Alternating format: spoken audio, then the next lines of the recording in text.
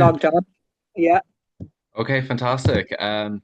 Yeah, look, Ruth, thanks so much for fitting me into your busy schedule. And I know you're a local historian, and yeah, I've lived in Mullingar for basically my whole life, and I've seen you around the place, and I know you're like this right. storehouse of knowledge, and I've just never had kind of the opportunity to put some questions to you that I'd love to find out about. So I'm very happy that now I get the chance to do it. So. Great, great. Yeah.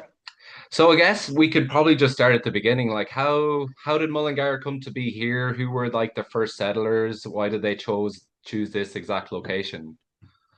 Okay, well, the town of Mullingar goes back about 8 centuries. Like a lot of Irish towns, it was founded by the Normans. In Mullingar's case, a family called Pettit, William Pettit, and his brother Ralph. And he got land in the area between Lough and Lough and built a castle where the county buildings art centre stand now. So Oh, okay. his brother Ralph became the first parish priest of Mullingar, founded really the parish of Mullingar, and he built a church which stood close to the castle, where All Saints Church still is today.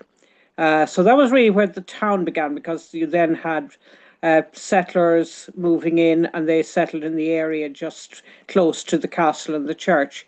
But people have actually been living in the Mullingar area for thousands of years. The oldest human made objects they found in Mullingar turned up in Blackhall car park about 20 years ago, and there were kind of a little flint tool or axe that was estimated to be around 4 to 5 thousand years old. So My people have been goodness. kind of, yeah, they were settling along the River Brusna. We really owe a lot to the River Brusna because if the river hadn't been there, people probably would never have built the town of Mullingar. The rivers were the easiest ways to get around ancient Ireland, lots of bogs, lots of forest. So you moved through the river systems, the lakes, and that was how people came to settle in Mullingar. The land around was reasonably good, and they settled there. So we've probably had people living in the Mullingar area for around 6,000 years or so. Whoa. We've evidence, yeah, we've evidence of early church settlements. There's a tradition that St. Patrick came through what's now Mullingar along a kind of remote ancestor of the modern day main street. There were early churches at Lough, Port Lomond, and at Lough, including the saint whose life contains the very first mention of Mullingar, Saint Coleman. The life of St. Coleman was written in the 1120s. Now, he lived much earlier, 7th century, but the life of St. Coleman makes a reference to An Mullingar, the left handed mill, and that's the Okay. first Mullingar. Right, okay, yeah. So Mullingar actually means mill on the left-hand side. It's a very banal kind of Yes, meaning, isn't it? the left hand turning mill. It's a kind of complex story of a miracle in which a mill, one little kind of corn mill or something, turned left hand wise to grind corn for Coleman at the same time as it's going the other way, sort of doing barley for the King's Steward. Now, as Okay, right. miracles go, it's a pretty small one, but I think we are the only town in Ireland named after a miracle, so which Well, is rather nice. that's really something, isn't it?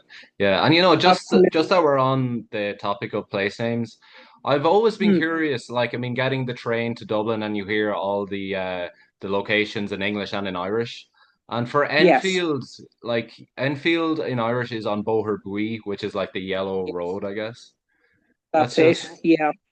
The you know, Enfield name was originally in INN, so there presumably was a coaching inn or something along that road near where the present day town is. But yeah, most of our place names are Irish, somewhat mangled in spelling and that's right. over the centuries, but they would be mostly Irish. Yeah, Okay. absolutely. Yeah, yeah, yeah. So yeah, another kind of broad question, and go with this wherever you want to. But like, what do you think is the most overlooked part of Mullingar's history that maybe like people like me who've been here for a very long time would be completely ignorant of, but which in your eyes is a significant part of its past? Oh, well, I think one of them, and we were commemorating it yesterday, is Mullingar's involvement in the First World War. Oh, Now, we were a military town, a garrison town for centuries up until 2012, in fact. But we had a really huge involvement in the First World War. Nearly 300 men from the town and district of Mullingar were killed in that conflict, and hundreds more came home from it. And that's something I was kind of aware when I was at school and things, and we obviously looked at the First World War was on the curriculum, and I was aware that there was that Mullingar had been involved because obviously we had the army barracks there and soldiers in the barracks were going out to the war. And I thought maybe 50, 60 had been killed. And then I began to do research, and other people who'd been doing research gave me information, and the numbers just grew and grew until now it's pretty close to 300. And they would have included soldiers. There are a lot of families in the town, families I would have known growing up. Who had lost members of their family in the war. I mean, to give you one example, there was Keelan's drapery store on Oliver Plunkett Street, and there was a Dr. Keelan who was county surgeon for many decades, and his brother was killed in the war in 1915. He joined up in November, was rushed to training, was sent off to the Western Front and killed in Belgium only a few weeks after he arrived there. There were shop assistants in shops that were on the main street beside where I was growing up, Shaw's Hardware, Shaw's Drapers. There were a lot of kind of the old army families, some with generations of military service, like, for example, the Creevies in Patrick Street and other parts of the town, and they had people killed. And I think right. that is something really extraordinary. And you men coming back from the war who were, injured physically, injured mentally. Some of them never recovered. Some of them ended up as patients in St. Loman's Hospital. Right. I remember my uncle Paddy, who worked in the post office from the 1930s to the 80s.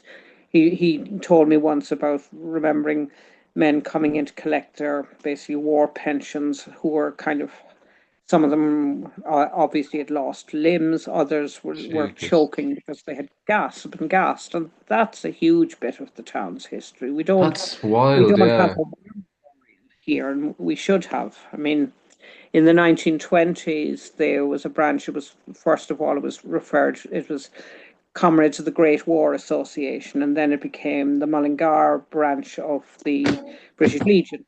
And it had hundreds of members, 300 members turned up for its first meeting. There were prominent local town councillors, Johnny Hoy, Owen Comiskey, who they served as chairman secretaries of the Legion Club. So there was all that there, of our town's connection to, one of the major, most catastrophic events of 20th century history.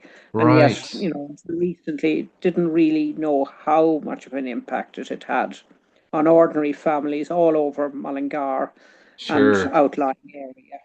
And the army barracks would have been established at that point and up and running and everything. Oh, indeed, yes. The Right. the military history of Mullingar goes back centuries.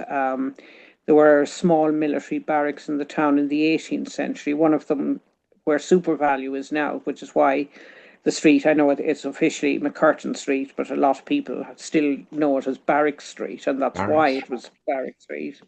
There was another little military base behind what would now be Swarbrick Shop, Daly's Bar, up along the west side of Martin's Lane. And then Cullen Barracks was built, opened around 1817. And it was a British military base for its first century. And then it became an Irish military base from 1922. And, there's an incredible history to that military barracks. I'd actually love to write its history, and that might happen with in collaboration with another local historian here, Jason McKevitt, who served Okay. in. We're talking about the possibility of writing a history of Mullingar's military barracks because it is incredible. It was, a huge part of the town's Hmm. history, and again, generations of families, did military service there. Fascinating, Um, yeah. and Yeah, I never uh, knew it had such a big Mullingar was such a kind of military base. So that's it was, fascinating, Ruth. Yeah. Yeah, it, that you mentioned super value, it just came to mind. You know though that statue of the two monks there? I mean, I've seen that there yes, my entire life and I know nothing about it. So what's kind of the background with that? Was there like a right. monastery close There by was back in the indeed. day? Right. Yes, the statue, which is a beautiful artwork, which I think is officially called the Pilgrims, was put up in 2000 and it was paid for by the Mullingar District Seroptimists, and it was put there because that was the site of a major monastery for more than 3 centuries, the Augustinian order came to Mullingar in 1227. The man who had been the first parish priest of the town, Ralph Pettit, he was by now Bishop of Meath, and he brought the Augustinians to the town.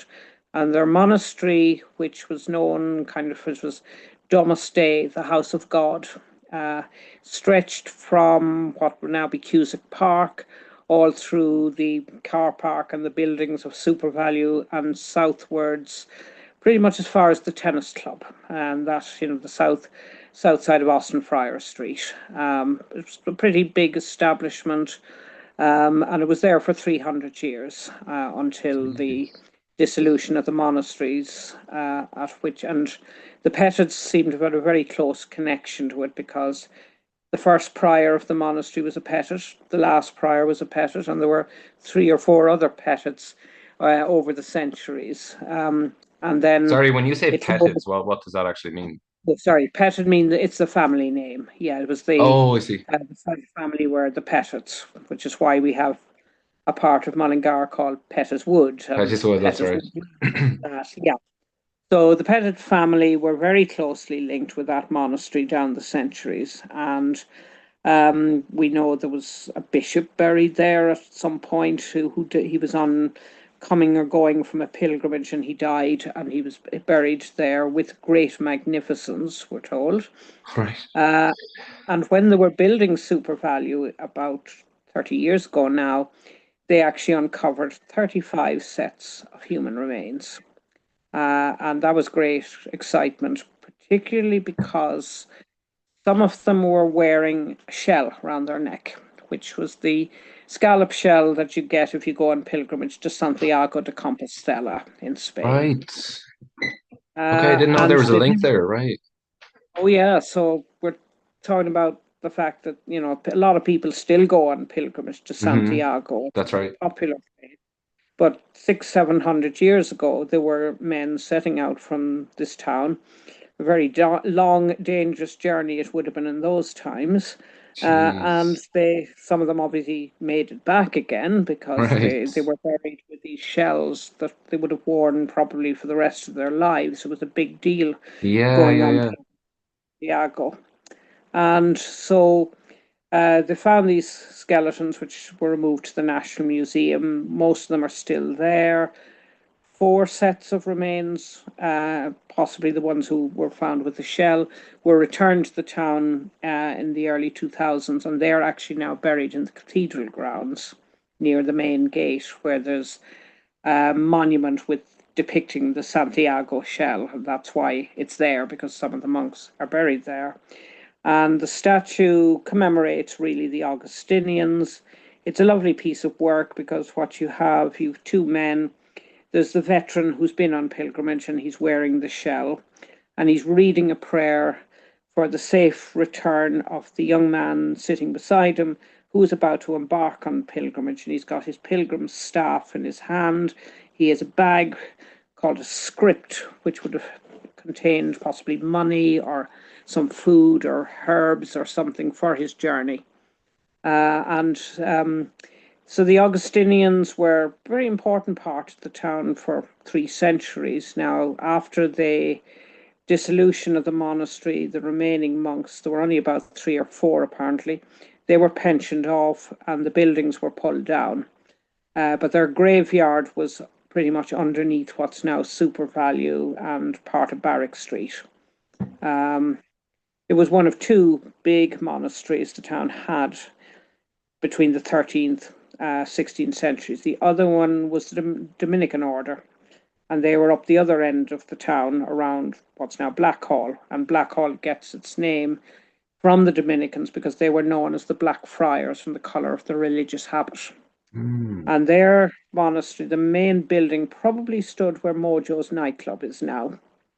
Okay. On the yes, and again, their graveyard, part of it was underneath what would now be around where the Westmeath Examiner office is, where Minister Peter Burke TD's office is, that area there, and stretching down into the car park. And again, Dominicans were there for about 300 years. And again, one of the things they were doing was running what appears to have been the town's very first hospital. And it was frontline medical work, pretty dangerous. It's recorded that during the huge pandemic called the Black Death or the bubonic plague in the 1340s, 8 of the Dominicans in Mullingar died in 1 week looking after the sick. It was highly contagious, that Goodness. disease. So, and what they did with the jail when they, or with the monastery when it closed in 1540, and again pensioned off the few remaining friars, they turned it into the first county jail in Westmeath. Westmeath had just been created. The county of Westmeath dates back to around 1543, and Mullingar was made the county town, which of course it still is. Right. And a county town needed a county jail, so the old monastery buildings of the Dominicans became the county jail. And we have they're actually surviving documents where they talked about the governor of the jail, who was a man called William Hope, was instructed to use whatever tortures he saw fit, Oh and goodness. that's the word they used, to get information from some prisoners in his care.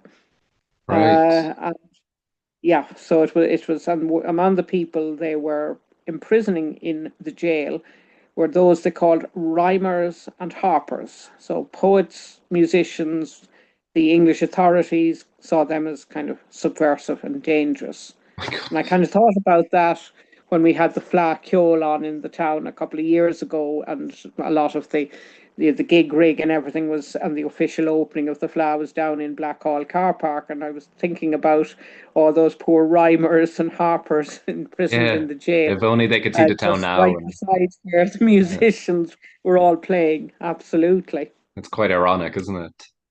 yes. Yeah.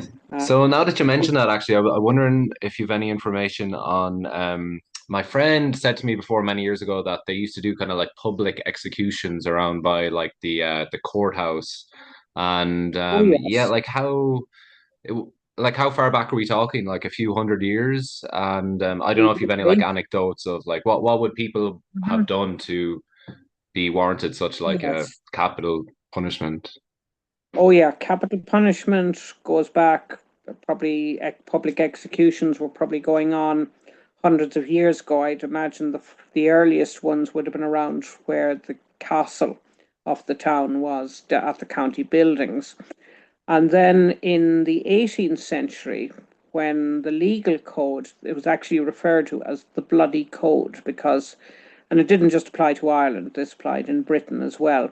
There were 200 offences that carried the death penalty. Jeez. Now, not everybody was executed, but theoretically, there were, you could be executed stealing any kind of goods valued at more than, I think, 10 shillings, stealing cattle, the attempted murder, obviously, forgery was a capital offence. There were all sorts of things. There was one man hanged in Mullingar in the 18th century for, I think, forging coins. Jesus. And 3 men were hanged for stealing a cow, one cow. And you'd be happy to know that before they died, they confessed their guilt. Now, the gallows in the town of Mullingar in the 18th century was not the jail moved from what had been the Dominican monastery in Blackhall it moved to a new site, which was actually where the Greville Arms Hotel is now. But the hangings were public, and they took place up around the Fair Green, close to what's now the military barracks site, Right. just around where the Green Inn used to be, Butler's Pub beside the entrance to O'Growney Drive, that Yeah. area. Yeah. And that's where the gallows was. And one of the stories was that there was actually at one point a female executioner who became known as Dolly, or maybe that was her name. The story was she was actually due to be hanged herself. The executioner failed to turn up.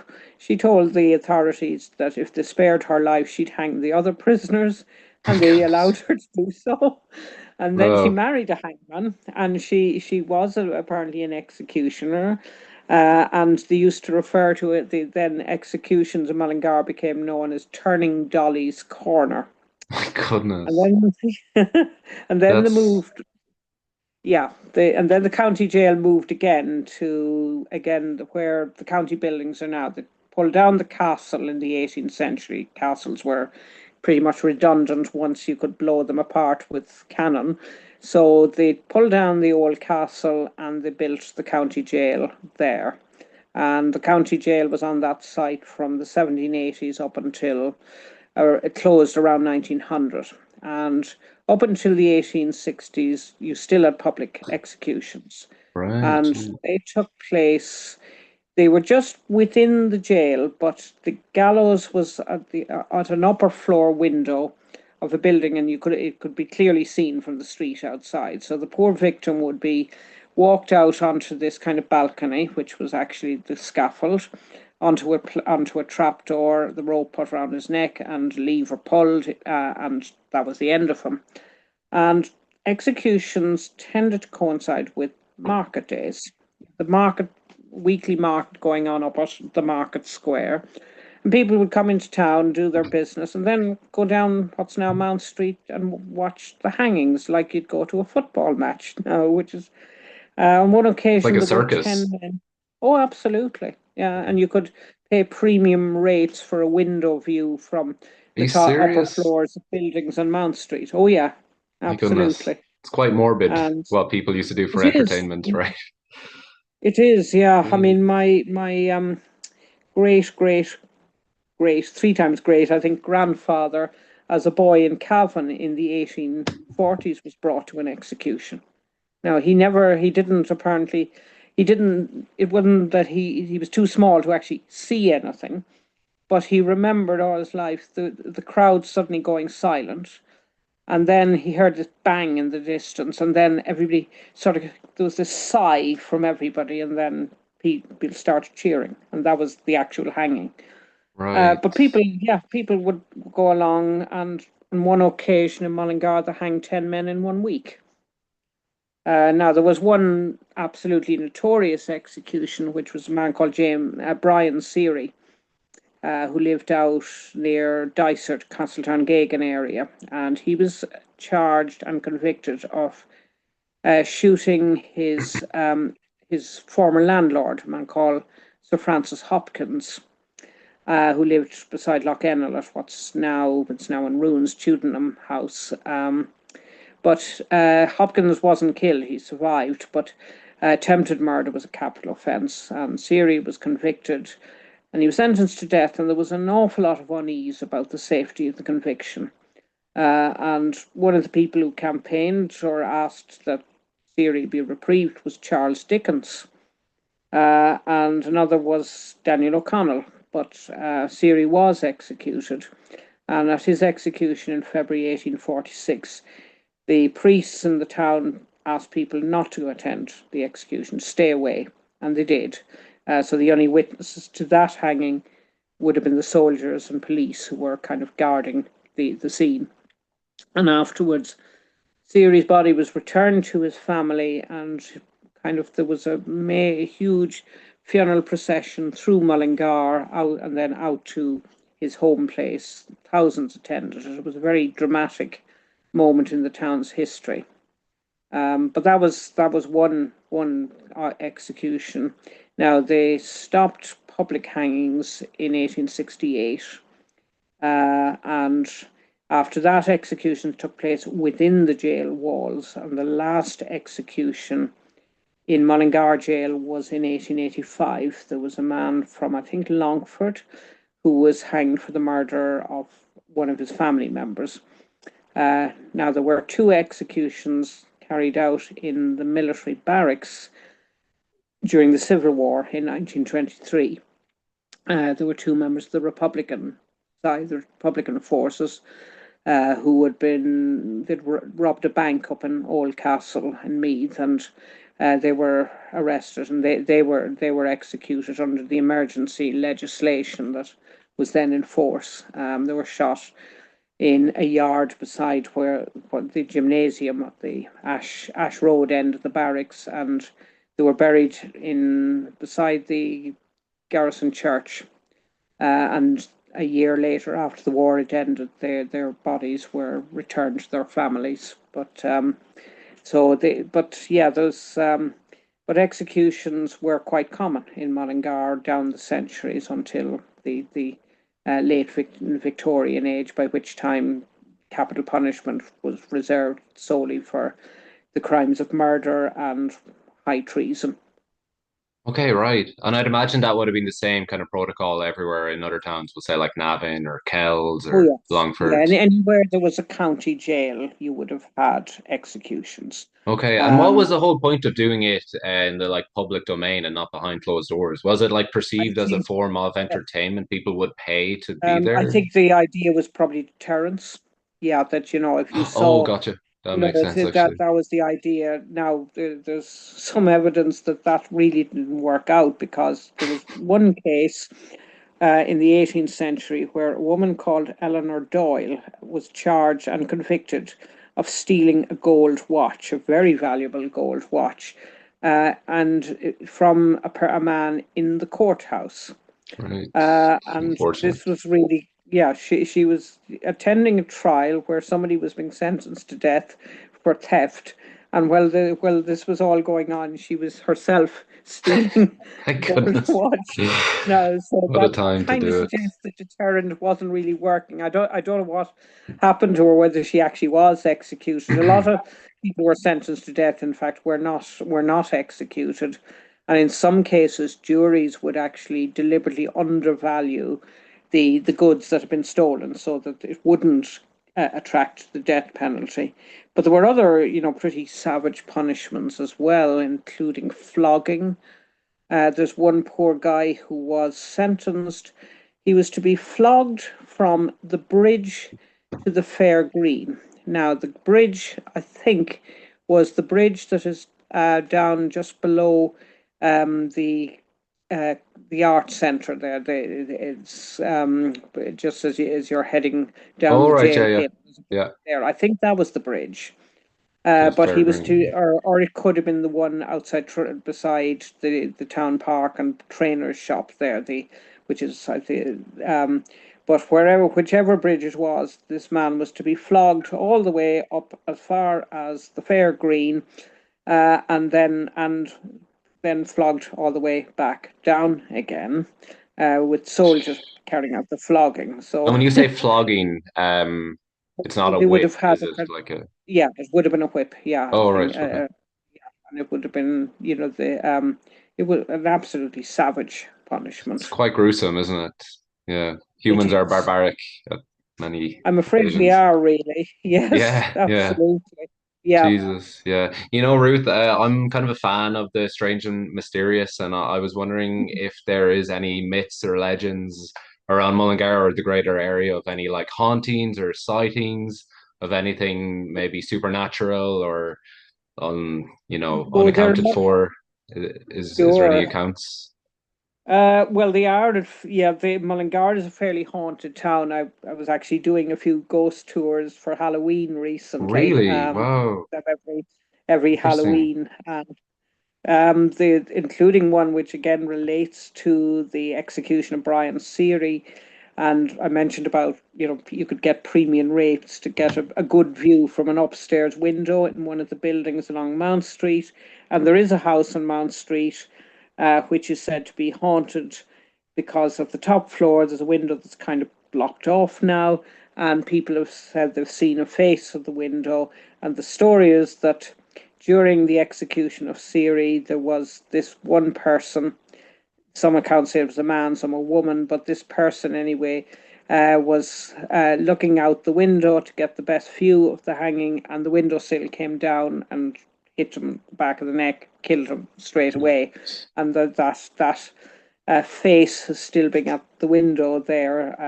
It's over what's now, I think it's Chinese takeaway on the Right. west side of the street.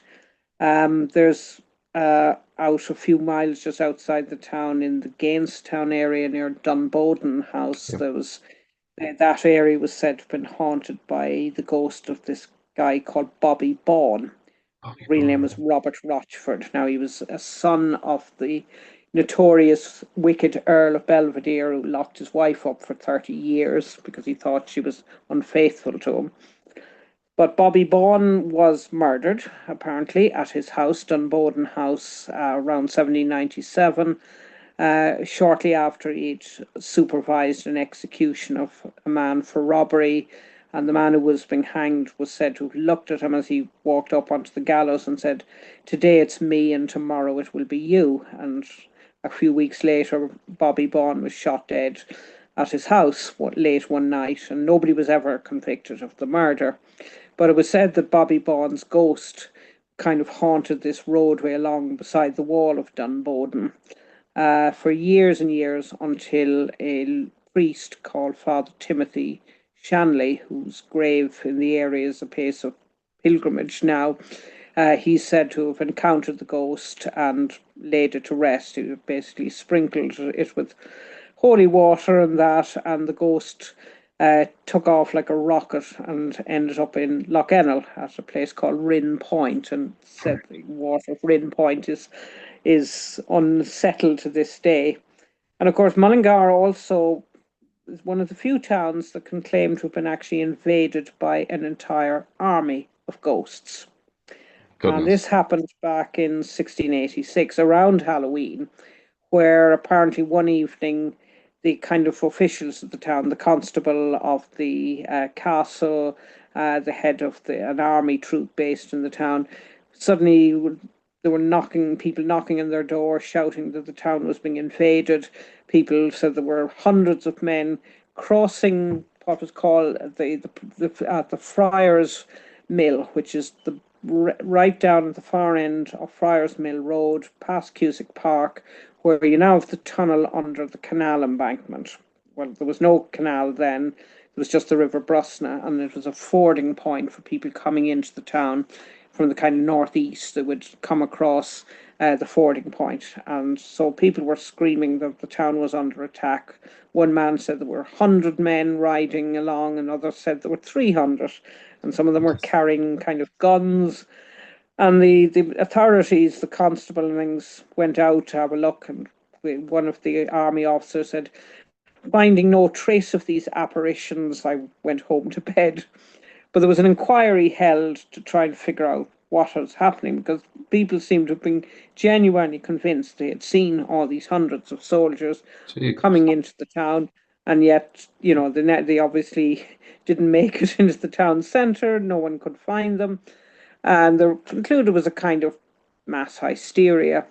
But I always kind of thought that, the way perhaps time is not really what we think it is, that perhaps what happened was they actually got a glimpse into the future, because 3 years later, this was 1686, but three Mhm. years later, the town actually was invaded, taken over by the soldiers of William of Orange. They took over the town during the war between William and his father-in-law, King James II, and a lot of the local people were kind of just shoved out into the countryside, and the army took over their houses. So maybe they got a kind of glimpse into the future of a day when soldiers would invade the town. But I think we are the only town to have been invaded by an entire army of ghosts. That's something else. Yeah, I never heard of that account. So wow, Yeah, that's and fascinating. Yeah. So and they're, we just actually have a few minutes left. I'm gonna just throw a hmm, few questions at you and then kind of like absolutely. a quick fire round, if you will. Hmm. So What's the deal with St. Lomans? I think I think for me at least it's the biggest structure I've ever seen in Ireland. I mean, the building is just enormous. It And is. is it up there in the top three, do you reckon, of the biggest buildings in Ireland? It's just like it's like Hogwarts or something. It's a massive structure. It's part of these, the kind of during the Victorian age, you had all these mass institutional type buildings, asylums, as it would have originally been called, military barracks, a few other ones as well. But they're the big ones. And yeah, St. Lomans is certainly massive. And when you think about it, I mean, it was the asylum for three counties, Westmeath, Meath, Longford, for over 100 years. And at its peak, it had 1,200 patients in there, plus, huge numbers of staff. St. Flomans was one of the biggest employers in the town.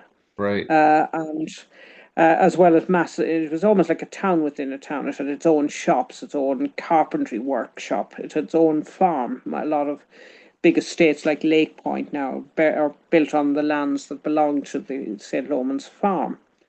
And yeah, it closed up the old buildings. They obviously have modern buildings, things on the campus there, the what they call the Springfield campus of the hospital. But you have that massive, great building that is now, I think, completely closed up. They moved the patients out some years ago, and I think the last office staff have gone from it now as well. And what to do with it?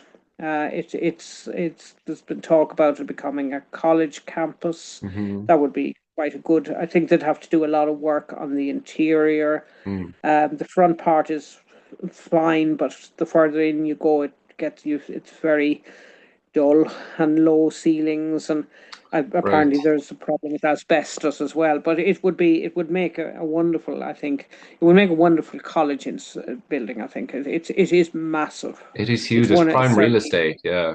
I mean, Oh, it is. Yeah. it'd be great if it was Uh, like to function something in education because yeah, as you say, it's that just I think would be the kind of rotten. best way forward for it. Yeah. For sure, yeah. We have those monks we were talking about earlier, like in as a statue. We also have Joe Dolan in a statue. Yeah. Is there anyone that comes to mind from history that you think has kind of been unacknowledged or unrecognized that maybe deserves kind of that standing or memorial in town of I will. past? There are a few. Yeah, I mean, I think, for instance, I think there should be some kind of a statue of things to Dominican monks because they actually were here longer than the Augustinians. They went from Mullingar in 1540, came back in the early 1620s, and at one stage they were the parish priests of Mullingar. But what I would actually really, not perhaps not a statue as much as a mural, I've seen in towns like Wexford and New Ross, beautiful wall murals, really colourful of their history and that. I'd love to see a mural celebrating the women of Mullingar. There were many, great. I'm thinking of people like the novelist Josephine Hart, who grew up in Mill Road, and I'm thinking of perhaps even the a woman called Ellen Martin, whose fund money set up the presentation convent and school in the town, which is celebrating its 200th anniversary this month. And she was it's really the first presentation teacher. And there was Sheila Mullally, who was a noted fashion designer. Jackie Kennedy wore Oh wow. outfits made by Sheila Mullally. There was Dr. Ada English. There's a plaque to her memory on Donny Burns Pub, which was her childhood home, and Okay. a nice memorial at Loretto, but perhaps again have her on a mural. There was Amazing. a great Ruth, we actually only song. have like 30 seconds left. I've one more question Okay, for you. What's perfect. your favorite place in Mullingar, like you personally, that visitors and even locals like myself overlook or might not appreciate, like a secret spot that's maybe, significant for historical reasons, or what comes to mind when I ask you that? I think out along the Royal Canal, just Kilpatrick, around Kilpatrick Bridge, where there's a beautiful little, well looked after graveyard that goes back to cholera pandemics. I mean, I think we're so lucky in Mullingar to have what we now call the Greenway, the Royal Canal, the old rail trail. They would be, that would be